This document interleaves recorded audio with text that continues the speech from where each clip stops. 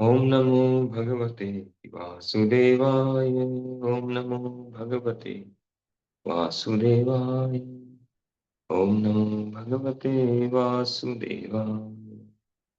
नारायणं नमस्कृत्य नरं चैव नरोत्तमं देवीं सरस्वतीं व्यासं ततो जयमुदीरये।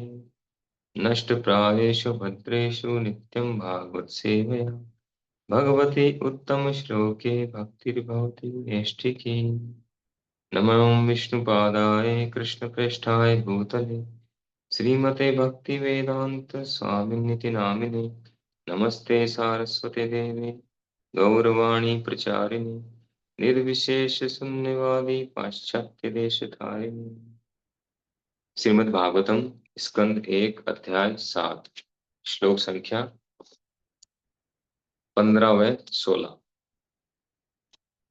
माता शिशूनां निधनं सुतानां निशम्य घोरं पतितप्यमाना तदा रुद्धत्वास्पकलाकुलाक्षी तां सान्त्वयन्नाह किरीटमाली।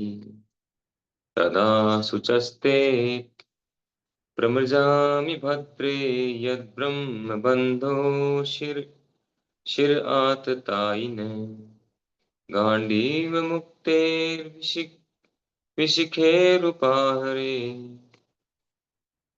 त्वाक्रम्य यत्स्ना शशिदग्धपुत्रा। अनुवाद।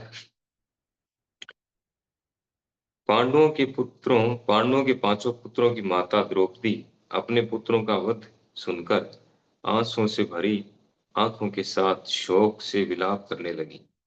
इस घोर क्षति में उसे ढांढस बंधाते हुए अर्जुन उससे इस प्रकार बोले। हे देवी, जब मैं अपने गांडीव धनुष धनुष से छोड़े गए तीरों से उस ब्राह्मण का सिर काट के तुम्हें भेंट करूंगा, तभी तुम्हारी आंखों से आंसू पोंछूंगा और तुम्हें सांत्वना प्रदान करूंगा।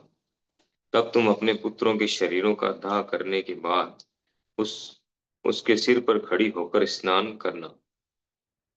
तात्पर्य। कोई शत्रु जो घर में आग लगाता है, विष खिलाता है, अचानक घातक शस्त्रों से प्रहार करता है, संपत्ति लूटता है या कृषि योग्य खेतों पर अनुचित अधिकार जमा लेता है, किसी की पत्नी को फंसाता है, फांसता है, वह आतताई है। ऐसा आतताई चाहे वह ब्राह्मण हो या ब्राह्मण का तथाकथित पुत्र ही क्यों न हो, सब प्रकार से दंडनीय है। जब अर्जुन ने अश्वत्थामा नामक आतताई का सिर काटने की प्रतिज्ञा की, तो वह भली भांति जानता था कि अश्वत्थामा ब्राह्मण का पुत्र है, लेकिन चूंकि उस तथाकथित ब्राह्मण ने कसाई जैसा कार्य किया था, अतः वह आतताई था और ऐसे धूर्त ब्राह्मण के पुत्र को मारने में कोई पाप नहीं था। श्रील प्रभुपाद की जय। पिछले श्लोक में हमने जाना कि अश्वत्थामा जो पांडवों के गुरु द्रोणाचार्य का पुत्र था, इसको बार बार ब्रह्मबंधु ब्रह्मबंधु शब्द से उसको बताया गया, इंगित किया गया।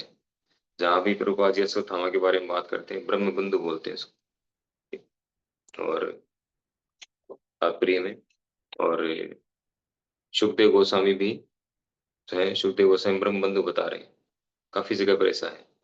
तो ब्रह्मबंधु का मतलब है कि वो ब्राह्मण नहीं है, ब्राह्मण का पुत्र है ब्रह्मबंधु। अगर ब्राह्मण होता तो उसको डायरेक्ट जो है ब्राह्मण संबोधित किया जाता, यानी उसमें ब्राह्मण की क्वालिटी नहीं है।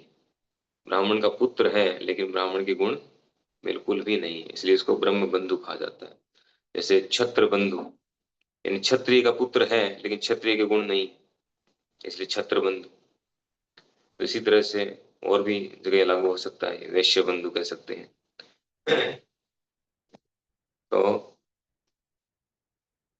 अश्वत्थामा यद्यपि द्रोणाचार्य का पुत्र था, लेकिन उसके मन में जो है बहुत ही ज्यादा प्रतिशोध का भाव था, पांडवों से बदला लेना। क्योंकि अर्जुन ने द्रोणाचार्य का वध कर दिया था। तो युद्ध है तो युद्ध में तो वध होगा ही किसी न किसी का। द्रोणाचार्य ने भी खूब खूब लोगों को मारा, उनके पांडवों की साइड की। वो दुर्योधन पार्टी में थे वो। तो ये तो चलेगा युद्ध में, तो इसमें जो है राग द्वेष नहीं होना चाहिए। लेकिन उसके मन में बहुत ज्यादा रोष था कि कैसे बदला लूं ये इनके इन प्रकार है। तो उसने गलत तरीके से युद्ध के नियमों को तोड़ करके और सोते हुए पांडवों के पांचों पुत्रों को मार दिया और ले जा करके गिफ्ट दिया दुर्योधन को। गिफ्ट पे गिफ्ट अच्छा सा ले जा करके कि 500 के सिर ले जा करके अर्जुन दुर्योधन को दिया। तो दुर्योधन को बिल्कुल पसंद नहीं आया, क्योंकि वो सिद्धांतवादी था इस मामले में। तो यहाँ पर कह रहे हैं कि इस तरह के लोग 6 प्रकार की आतताई बताए इस श्लोक में। तो जब ये घटना हुई तो द्रौपदी जो है, जैसा कि यहाँ दोनों श्लोकों में वर्णन है, द्रौपदी बहुत अधिक दुखी हो गई। और होना ही है, 5-5 पुत्र किसी के मारे जाएंगे तो क्या होगा। तो माता का हृदय तो वैसे बहुत कोमल होता है, पुत्रों के प्रति स्नेहिल होता है। तो बहुत बुरी तरह से जो दुखी हुई और वो रोने लग गई, विलाप करने लग गई शोक से। तो अर्जुन ने उनको थोड़ा ढांढस बंधाया और कमिटमेंट किया कि अश्वत्थामा जिसने इनको मारा है 5 बच्चों को, उसका सिर लेके आऊंगा काट के, और फिर तुम उसका सिर लेके आ जाऊं मैं मार करके, उसके बाद इन सबका अंतिम संस्कार होगा। उसके बाद उसके सिर पे खड़ी होकर फिर तुम स्नान करना, उनका बदला खून। तो यहाँ पर 6 प्रकार के आतताई बताए गए। इनको आतताई कहा गया, आतताई। 6 प्रकार के आतताई। पहला है जो शत्रु, तो कोई शत्रु जो घर में आग लगाता है, यानी किसी के घर में आग लगा करके उनको मार देता है। दूसरा विष खिलाता है। और तीसरा अचानक घातक शस्त्रों से प्रहार करता है बिना अलर्ट किए, छुप करके अचानक से, उसको आतताई कहा गया। और संपत्ति लूटने वाला, उसको भी आतताई कहा गया। और कृषि योग्य खेतों पर अनुचित अधिकार जमा लेना, कब्जा कर लेना किसी के संपत्ति पर, वो भी आतताई है। और किसी की पत्नी को फंसा करके उसके साथ गलत काम करना, उसको फंसा लेना, वो भी आतताई है। 6 प्रकार की आतताई है। और शास्त्र में बताया गया है, मनु संहिता में भी है, कि ऐसे आतताइयों का तुरंत वध कर देना चाहिए।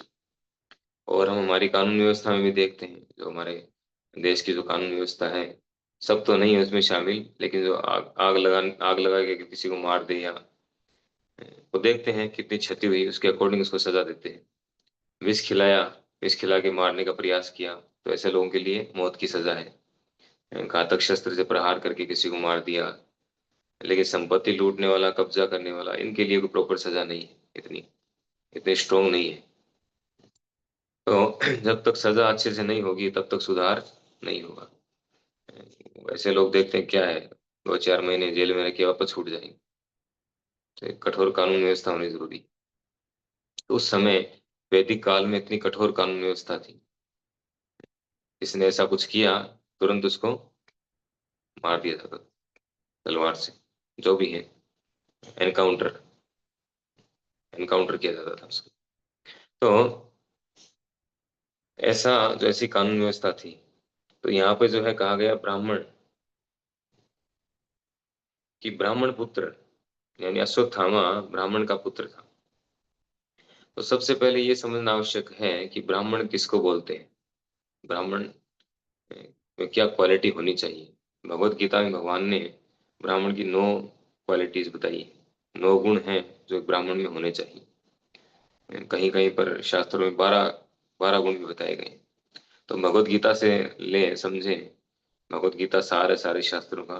तो भगवत गीता में 9 गुण बताए गए, 18.42 में, 18वें अध्याय के। शमो दमो तपो शौचम शांतिम आर्जुम एव च ज्ञानम विज्ञानम आस्तिक्यम ब्रह्म कर्म स्वभाव।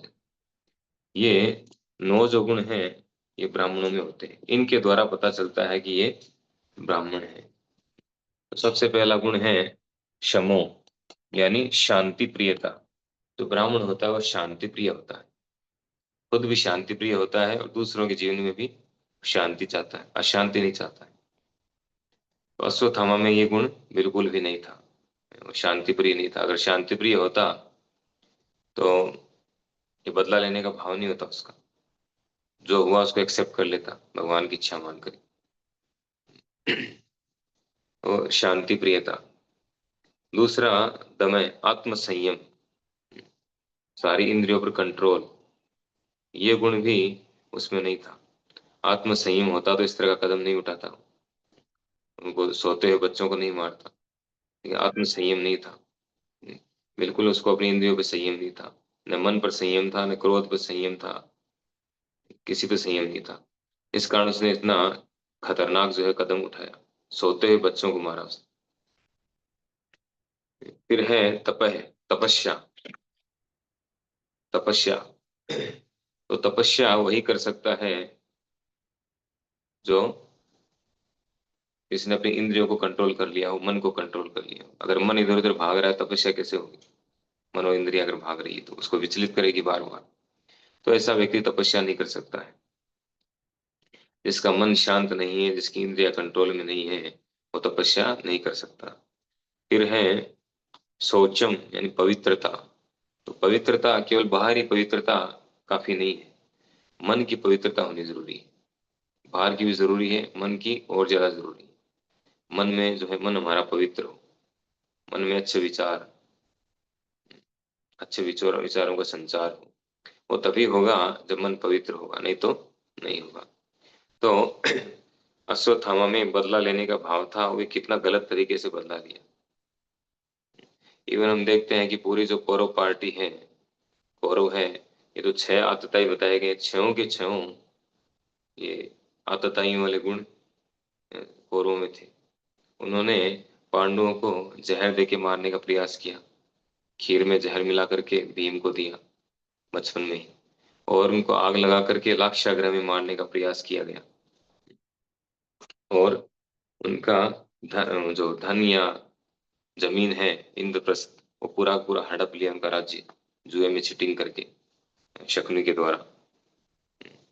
और शस्त्रों से अचानक प्रहार करना, ये भी उन्होंने किया। संपत्ति लूटना, उनकी सारी संपत्ति को लूट लिया जुए में, सारी जमीन को। और उनकी पत्नी को फंसाना या पत्नी के साथ गलत व्यवहार, द्रौपदी का जो वस्त्र हरण करने का प्रयास किया गया। तो आतताइयों वाले सारे लक्षण जो हैं वो दुर्योधन और कौरवों में थे। तो ब्राह्मण के जो गुण हैं, हम चर्चा कर रहे थे ब्राह्मणों के गुण पर। तो फिर है पवित्रता, शुद्धता। तो ब्राह्मण को शुद्ध होना जरूरी है, अंदर से बाहर से दोनों से। केवल बाहरी रूप से शुद्ध हो और अंदर से नहीं हो, वो ज्यादा देर नहीं चलेगा। फिर है सहिष्णुता, सहनशीलता। शांति यानी सहनशीलता, सहनशीलता होना बहुत जरूरी है, ये ब्राह्मण का सबसे बड़ा गुण है। ब्राह्मण को, ब्राह्मण जो है शारीरिक कष्ट नहीं सह सकता है, सहन नहीं कर सकता, क्योंकि सतोगुणी है। लेकिन अगर उसको कोई कितनी गाली दे, कुछ भी बोले, उसको शब्दों के कितने प्रहार हो, वो सब कुछ सहन कर लेगा। कितने अपमान उसको सहन कर लेगा, ये ब्राह्मण की विशेषता होती है। लेकिन क्षत्रिय जो है उसमें उल्टा है। क्षत्रिय को कोई अगर कोई थोड़ा सा ही कुछ बोल दे, वो बिल्कुल सहन नहीं कर पाएगा, वो तुरंत तलवार निकाल ले। लेकिन शारीरिक कष्ट कितने ही हो, युद्ध में क्षत्रियों को कितनी जो है तीर पे तीर लगते हैं, कितना घायल हो जाते हैं, फिर भी लड़ते रहते हैं, युद्ध करते रहते हैं। हमारे फौजी जो है आर्मी में, वो बॉर्डर पे लड़ते हैं, गोली लग जाती है, एक गोली लगती है, दूसरी लगती है, लड़ते रहते हैं मरते दम तक। ये शहीद ही होना है, उसको सहन कर लेते हैं। ये गुण होता है क्षत्रिय का। ब्राह्मण का गुण क्या है? ब्राह्मण का गुण है वो शरीर शारीरिक कष्ट नहीं सह पाते, लेकिन वो मानसिक कष्ट जो है, जो शारीरिक कष्ट से ऊपर का है, उसको सह सकते हो, कितना ही कष्ट क्यों ना। और वही सबसे बड़ी बड़ी बात है, सहन कर। हर कोई सहन नहीं कर पाता है, ब्राह्मण ही सहन कर सकता है। ये क्वालिटी केवल ब्राह्मण में होती है, उसको कितना ही कुछ बोले वो सहन कर लेगा। तो सहनशीलता, तो ऐसी सहनशीलता अश्वत्थामा में नहीं थी बिल्कुल भी, उसका मन शांत था ही नहीं बिल्कुल। फिर है आर्जवम, यानी सत्यनिष्ठा, सत्यनिष्ठा, सत्यनिष्ठ होना ये ब्राह्मण का गुण है। हमेशा सत्य पर अडिग रहना। सत्य क्या है? धर्मम तो साक्षात भगवत प्रणीतम, जो भगवान ने कहा वही सत्य है, उसका पालन करना ये एक ब्राह्मण का कर्तव्य है। फिर है ज्ञानम विज्ञानम आस्तिक्यम। ज्ञानम, शास्त्रों का ज्ञान होना, और विज्ञानम, उनको अपने जीवन में उतारना, प्रैक्टिकल। तो शास्त्रों का ज्ञान, जिसको शास्त्रों का ज्ञान होगा वो इस तरह का गलत कार्य नहीं करेगा। और विज्ञानम, उनको अपने जीवन में उतारना, प्रैक्टिकल लाइफ। ऐसा भी नहीं था अश्वत्थामा में।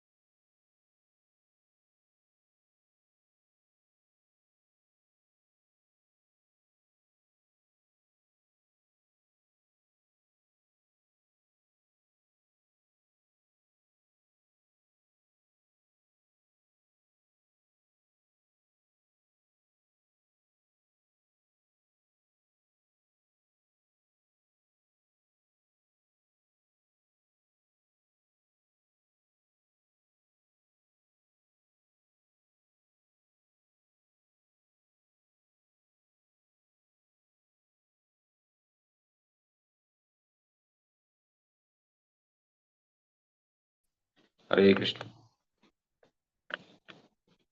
तो इन 9 क्वालिटीज के द्वारा कोई व्यक्ति पहचाना जाता है कि वो ब्राह्मण है या नहीं है। तो अश्वत्थामा यद्यपि ब्राह्मण कुल में जन्मा था, और अश्वत्थामा के पिताजी जो है द्रोणाचार्य, बहुत महान व्यक्ति थे वो। उन्होंने सारे पांडवों को और कौरवों को शिक्षा दी थी, युद्ध कला की शिक्षा, शास्त्रों की शिक्षा है, सारी शिक्षाएं दी। लेकिन फिर भी उनका पुत्र जो है वो, उसमें ब्राह्मणी के बिल्कुल गुण नहीं थे बिल्कुल। इसीलिए उसको ब्रह्म बंधु कहा गया, यानी ब्राह्मण का बेटा, ब्राह्मण का भाई, ब्राह्मण का बेटा, ब्राह्मण का रिश्तेदार, ब्रह्म बंधु। तो गुणों के द्वारा पहचान होती है। जो वर्णाश्रम व्यवस्था है, वैदिक शास्त्र में वर्णाश्रम वर्णाश्रम व्यवस्था बताई गई है, 4 वर्ण और 4 आश्रम, ब्राह्मण, क्षत्रिय, वैश्य, शूद्र, और ब्रह्मचारी, गृहस्थ, वानप्रस्थ, सन्यासी, सन्यास। तो ये 4 वर्ण और 4 आश्रम जो हैं, ये सब क्वालिटी के अनुसार है, गुणों के अनुसार। इस व्यक्ति में जो गुण हैं, शास्त्रों में जो बताए गए हैं, उन गुणों के अनुसार अगर वो कार्य कर रहा है, इसमें ऐसे गुण हैं और उसी के अनुसार उसके कार्य हैं, तो उसको रिकॉग्नाइज किया जाता है कि हाँ ये पर्टिकुलर ये है, ये ब्राह्मण है, या क्षत्रिय है, या वैश्य है, या शूद्र है। उसके गुण और कार्य के अनुसार गुण कर्म विभाग है, भगवान ने गीता में बताया कि गुण और कर्मों के अनुसार ये रिकॉग्नाइज होता है कि व्यक्ति ब्राह्मण है या शूद्र है, क्या है, ब्रह्मचारी है, गृहस्थ है, वानप्रस्थी है, सन्यासी है, क्या है। तो जिसमें ऐसे गुण नहीं है, वो चाहे किसी के घर में क्यों न जन्मा। जैसे कलयुग के लिए क्या कहा जाता है? कलो शूद्र संभवा। कलयुग में क्या है? कलयुग में सभी शूद्र हैं। क्यों है? क्योंकि सभी में शूद्रों वाले गुण हैं। चाहे किसी भी घर में जन्म लेते हो, कलो शूद्र संभवा। सभी के लिए नहीं कहा गया, ज्यादातर, ज्यादा मोस्टली जो रेशियो है वो शूद्रों का है। तो गिने चुने लोग हैं जो वास्तव में उनमें वो क्वालिटी है, और वो क्वालिटी के अनुसार वो कार्य कर रहे हैं, इसलिए वो ब्राह्मण, क्षत्रिय, वैश्य के रूप में रिकॉग्नाइज हो सकते हैं। अदरवाइज ज्यादातर जो है वो क्या है? शूद्र है। कलो शूद्र संभव, शास्त्रों का मत है। तो कई बार हम देखते हैं कि लोग ऐसा दावा करते हैं कि हम ब्राह्मण हैं या हम क्षत्रिय हैं, नारे भी लगाते हैं, और वैसे बैनर भी बड़े बड़े लिए घूमते हैं।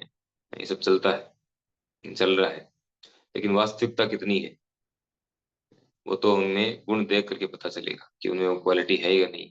अगर नहीं है तो फिर वो केवल नाम के ही ब्राह्मण, क्षत्रिय, वैश्य हैं। उसे पता चल जाएगा। तो अश्वत्थामा जो है उसमें बिल्कुल भी ब्राह्मणों के गुण नहीं थे, और उसने बहुत ही गलत कार्य किया। पांचों पांडवों को, सोते हुए पांडु पुत्रों को मार दिया उसने। अब अर्जुन यहाँ पर कमिटमेंट किया अर्जुन ने द्रौपदी से कि मैं उसका सिर लेकर के आऊंगा काट करके। अर्जुन को पता था कि ब्राह्मण है वो। अर्जुन जानते हैं केवल ब्राह्मण नहीं है, यानी ब्राह्मण का पुत्र है, केवल इतना ही नहीं है, उनके गुरु का पुत्र है, सबसे बड़ी बात। तो अर्जुन के लिए ये बहुत बड़ी जो है धर्म संकट बनने वाला है अर्जुन के लिए। आगे चल के पता चलेगा कि क्या होता है। तो अर्जुन ने ऐसा कमिटमेंट कर दिया कि अश्वत्थामा का सिर काट के लेकर के आऊंगा, क्योंकि अश्वत्थामा ने क्या कार्य किया है, कसाई के जैसा कार्य किया। कसाई जो है वो क्या करता है, जिन बकरों को पालता है उनको खिलाता है। अगर कोई किसी को पालेगा, अपने घर में रखेगा, उसको खिलाएगा पिलाएगा, तो उसका एक स्नेह विकसित हो जाएगा, उससे प्रेम विकसित हो जाएगा। उस चाहे पशु ही क्यों ना हो। हम कुत्ते को रोटी देते हैं बाहर से ही, तो भी वो ओबलाइज हो जाता है। जब भी हम देखते हैं हमें क्या करेगा, पूंछ हिलाएगा। तो जो पशु पक्षी हैं वो भी समझते हैं कि अगर हमें हमारे लिए कोई कुछ कर रहा है, एहसानमंद होते हैं वो। एहसान फरामोश नहीं होते, एहसानमंद होते हैं। वो भी समझते हैं इसने मेरे लिए कुछ कर रहा है, तो उसको मालिक की तरह ट्रीट करते हैं, ये मेरा मालिक है, ये मेरा बॉस है। उसके साथ वैसा व्यवहार करते हैं। ये मनुष्य के साथ तो अलग ही है, मनुष्य का लेवल तो अलग ही है। तो अश्वत्थामा जो है, यद्यपि गुरुपुत्र है, अर्जुन ने यहाँ कमिटमेंट तो किया है, लेकिन अर्जुन जो है एहसान फरामोश नहीं है, एहसानमंद है। वो अर्जुन से ज्यादा एडवांस जो है इस मामले में वो है द्रौपदी। वो आगे देखेंगे हम कि द्रौपदी का क्या लेवल है। माता द्रौपदी को साधारण स्त्री नहीं थी। पांच पांच पुत्र मारे जाने के बाद भी वो कैसे अपना डिसीजन चेंज करती है, कितना करुणा का भाव है उसमें। देखिए आगे पता चलेगा इस बात का। तो यद्यपि अश्वत्थामा ने कसाई जैसा कार्य किया है, आतताई वाला कार्य किया है, और अर्जुन ने यहाँ पे कमिटमेंट कर लिया कि मैं उसको मारूंगा, मार करके सिर लेकर के आऊंगा। और जाते भी हैं करने के लिए ऐसा, भगवान के साथ में जाते हैं। और जा करके और अश्वत्थामा को पकड़ेंगे, पकड़ करके आगे क्या होगा हम अगले श्लोकों में देखेंगे। बहुत ही जो है सस्पेंस है इसमें। और ये सब घटनाएं जो है हमें शिक्षा देने के लिए कि कहाँ कैसा व्यवहार करना चाहिए, किन परिस्थितियों में कैसे निपटना चाहिए, कैसी परिस्थिति क्यों ना हो, धर्म के पथ को नहीं छोड़ना चाहिए। ये सब शिक्षाएं मिलती है। यद्यपि अश्वत्थामा ने ब्राह्मण पुत्र होकर के भी धर्म के पथ को छोड़ दिया, धर्म के नियमों का पालन नहीं किया, लेकिन अर्जुन जो है क्षत्रिय होकर के भी धर्म के नियमों का पालन करते हैं। द्रौपदी जो एक माता होकर के भी धर्म के नियमों का पालन करती है। तो ये विशेष गुण जो है, दिव्य गुण, ये भक्तों में हो सकते हैं। जो भक्त नहीं है उसमें कोई ऐसे दिव्य गुण नहीं हो सकते। तो आगे हम इस बात को समझेंगे। हरे कृष्णा। श्रीमद् भागवत महापुराण की जय, श्रील प्रभुपाद की जय।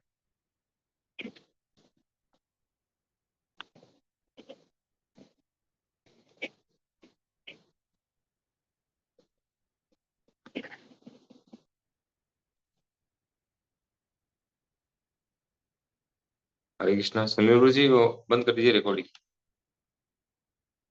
होस्ट आप हो।